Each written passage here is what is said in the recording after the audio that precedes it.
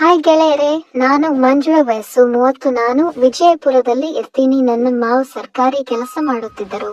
ಅತ್ತೆ ಇತ್ತೀಚೆಗೆ ತೀರಿಕೊಂಡ ಪರಿಣಾಮ ಮಾವನವರು ಒಬ್ಬರೇ ಊರಲ್ಲಿ. ಅವರು ಕೆಲವೊಮ್ಮೆ ನಮ್ಮ ಜೊತೆಗೆ ಹಾಗೂ ಕೆಲವೊಮ್ಮೆ ಹಳ್ಳಿಯಲ್ಲಿ ಇರುತ್ತಿದ್ದರು. ನನ್ನ ಗಂಡ ಐಟಿ ಕಂಪನಿಯಲ್ಲಿ ಬೆಂಗಳೂರಿನಲ್ಲಿ ಕೆಲಸ ಮಾಡುತ್ತಾರೆ. ನನ್ನ ಜೀವನವು ಅತ್ಯಂತ ಅನಿರೀಕ್ಷಿತ ರೀತಿಯಲ್ಲಿ ನನ್ನನ್ನು ಮತ್ತು ಮಾವನನ್ನು ಒಂದುಗೂಡಿಸಿತ್ತು.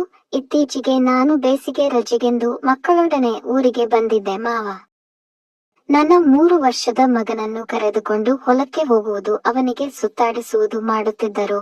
ನನ್ನ ಗಂಡ 15 ದಿನಕ್ಕೊಮ್ಮೆ ಊರಿಗೆ ಬಂದು ಹೋಗ್ತಾ ಇದ್ದರು. ನಾನು ಹಳ್ಳಿಯವಳಾಗಿದ್ದರಿಂದಲೇ ನನಗೆ ಹೊಲದ ಕೆಲಸವು ಬರ್ತಿತ್ತು. ಹಾಗಾಗಿ ನಾನು ಕೂಡ ಒಮ್ಮೊಮ್ಮೆ ಹೊಲಕ್ಕೆ ಹೋಗುತ್ತಿದ್ದೆ. ಮಾವ ನಿವೃತ್ತ ನೌಕರರಾಗಿದ್ದರಿಂದ ಅವರು ಮನೆಯಲ್ಲಿ ಪುಸ್ತಕಗಳನ್ನು ಓದುತ್ತಿದ್ದರು. ಆದರೆ ನಾನು ಯಾವಾಗಲೂ ಮೊಬೈಲ್ನಲ್ಲಿ ಬಿಸಿಯಾಗಿದ್ದೆ. ಸಿನಿಮಾ, ರೀಲ್ಸ್ ಮತ್ತು ಕೆಲವೊಮ್ಮೆ ಆ ತರದ ವಿಡಿಯೋಗಳನ್ನು ನೋಡುತ್ತಿದ್ದೆ. ಆದರೆ ಒಂದು ದಿನ ನಾನು ಆ ವಿಡಿಯೋಗಳನ್ನು ನೋಡುವಾಗ ಮಾವನ ಕೈಗೆ ಸಿಕ್ಕಿಬಿದ್ದು ಸ್ವಲ್ಪ ಮುಜುಗರಕ್ಕೆ ಒಳಗಾಗಿದೆ. ಇದಾದ ನಂತರ ಮಾವ ನನಗೆ, ನೀನು ಬೇಕಿದ್ದರೆ ಮುರಳಿ ಹತ್ತಿರ ಹೋಗು, ಅವನು ಬೆಂಗಳೂರಿನಲ್ಲಿ ಒಬ್ಬನೇ ಇದ್ದಾನೆ, ಅವನಿಗೂ ನಿನ್ನ ಅವಶ್ಯಕತೆ ಇರುತ್ತದೆ ಎಂದರು. ನಾನು ಇಲ್ಲ, ಪರವಾಗಿಲ್ಲ, ಕೆಲವೊಮ್ಮೆ ಒಂಟಿತನ ಎದುರಾಗುತ್ತೆ ಅಂತ ಹೇಳಿದೆ. ಆಗ ಅವರು, ಒಂಟಿ ಜೀವನ ಹೀಗೆ ಇರುತ್ತೆ, ಏನು ಮಾಡೋಕೆ ಆಗೋಲ್ಲ. ದೇಹ ಮನಸ್ಸು ನಮ್ಮ ಹದ್ದುಬಸ್ತಿನಲ್ಲಿ ಇರುವುದಿಲ್ಲ, ನಮ್ಮಷ್ಟಕ್ಕೆ ನಾವೇ ತೃಪ್ತಿ ಪಟ್ಟುಕೊಳ್ಳಬೇಕು ಎಂದು ಹೇಳಿದರು.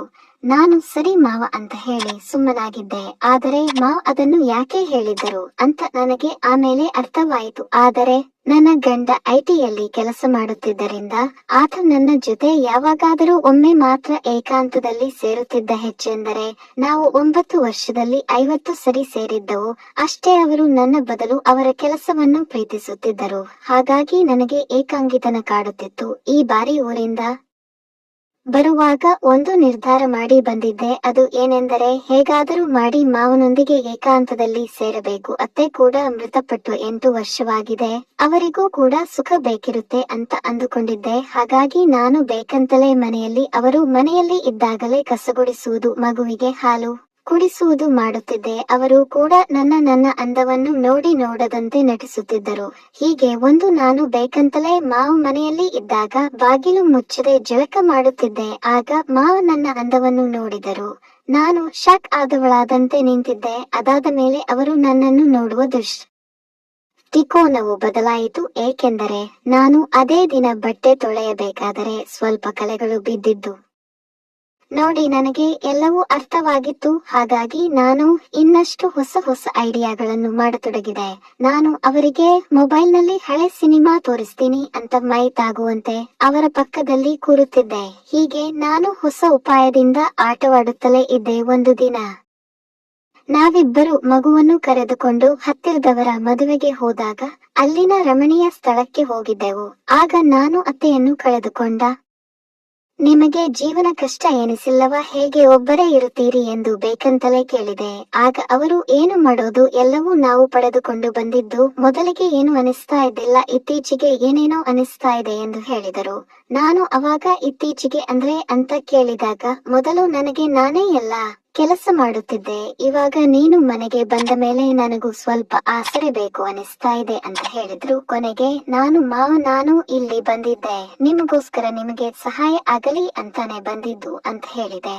ಆದರೆ ಅವರು ಸುಮ್ಮನಾಗಿ ಬಿಟ್ಟರು. ಮರುದಿನ ಮದುವೆ ಮುಗಿಸಿ ಮನೆ ಕಡೆಗೆ ಬಂದೆವು. ಇದಾದ ಬಳಿಕ ಒಂದು ದಿನ ರಾತ್ರಿ ನಾನು ನೀರು ಕುಡಿಯಲು ಎದ್ದಾಗ ಹೊರಗಡೆ ಹಾಸಿಗೆಯಲ್ಲಿ ಇರಲಿಲ್ಲ. ನಾನು ಮಾವ ಈ ಹೊತ್ತಲ್ಲಿ ಎಲ್ಲಿ ಹೋಗಿರಬಹುದು ಎಂದು ನಾನು ಯೋಚಿಸುತ್ತಿದ್ದೆ. ನಾನು ನೀರು ಕುಡಿದು ವಾಪಸ್ ರೂಮಿಗೆ ಹೋಗಬೇಕಾದರೆ ಅವರು ಅಲ್ಲೇ ಮಲಗಿದ್ದರು. ನಾನು ಯೋಚಿಸುತ್ತಲೇ ಇದ್ದೆ. ಆದದ್ದು ಆಯಿತು ಎಂದು ನಾನು ಬಾತ್ರೂಮಿಗೆ ಹೋದಾಗ ಅಲ್ಲಿ ಮಾವ ಟೆನ್ಷನ್ ನಲ್ಲಿ ಎಲ್ಲವನ್ನು ಹೊರಗಡೆ ಹಾಕಿದ್ದರು. ಆದರೆ ಅವಸರದಲ್ಲಿ ಅವರು ಸರಿಯಾಗಿ ಏನು ಕ್ಲೀನ್ ಮಾಡದೆ ಹಾಗೆ ಹೋಗಿದ್ದರು. ನನಗೆ ಅದನ್ನು ನೋಡಿ ನನಗೆ ಏನೇನೋ ಅನ್ನಿಸತೊಡಗಿತು. ಕೊನೆಗೆ ನಾನು ಬೇಗನೆ ಮೂತ್ರ ಮಾಡಿ ಸುಮ್ಮನೆ ನನ್ನ ರೂಮಿಗೆ ಬಂದು ಮಲಗಿಬಿಟ್ಟೆ. ಆದರೆ ನನ್ನ ಮನಸ್ಸಿನಲ್ಲಿ ಬೇರೆ ಬೇರೆ ವಿಚಾರಗಳು ಬರ್ತಾನೆ ಇದ್ದವು. ಕೊನೆಗೆ ನಾನು ಇನ್ನು ಕಾಯೋದು ಬೇಡ, ಮತ್ತೆ ನನ್ನ ಗಂಡ ಫೋನ್ ಮಾಡಿ ಬೆಂಗಳೂರಿಗೆ ಬಾ ಅಂದರೆ ಹೋಗಲೇಬೇಕು, ನನಗೆ ಅಲ್ಲಿಯೂ ಸುಖವಿಲ್ಲ, ಕನಿಷ್ಠ ಅದನ್ನು ಇಲ್ಲಿಯೇ ಪಡೆದು ತಿರೋಣ ಅಂತ ನಿರ್ಧಾರ ಮಾಡಿದೆ. ಮರುದಿನ ಬೆಳಿಗ್ಗೆಯಿಂದ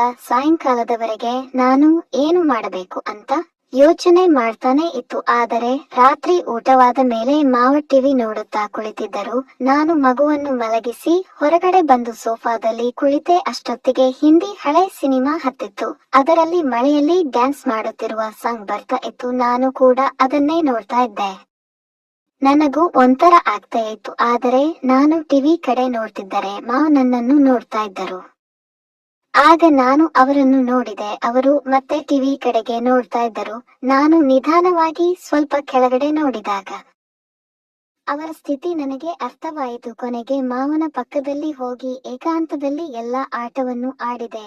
ಆಮೇಲೆ ಅವರು ಎಲ್ಲವನ್ನೂ ಸ್ವಚ್ಛ ಮಾಡಲು ನನಗೆ ಸಹಕರಿಸಿದರು. ಮಾರನೇ ದಿನ ಮಾವ ನಾನು ಅವತ್ತು ಹೇಳಿದ್ದು ಇದೆ, ನೀನು ಬಂದ ಮೇಲೆ ಇತ್ತೀಚೆಗೆ ನನಗೆ ಒಂದು ಆಸೆ ಬೇಕು ಅನಿಸ್ತಾ ಇತ್ತು. ಆದರೆ ನೀನು ಅದನ್ನು ಪೂರ್ತಿ ಮಾಡಿದೆ. ನೀನು ಇನ್ಮೇಲೆ ಇಲ್ಲಿ ಇರುವವರೆಗೆ ನನಗೆ ಯಾವುದೇ ಚಿಂತೆ ಇಲ್ಲ. ನೀನು ಯಾವುದೇ ಚಿಂತೆ ಮಾಡಬೇಡ, ಇಬ್ಬರು ಹೊಂದಾಣಿಕೆ ಮಾಡಿಕೊಂಡು ಇರೋಣ ಅಂತ ಹೇಳಿದರು. ನಾನು ಓಕೆ ಅಂತ ಹೇಳಿದೆ.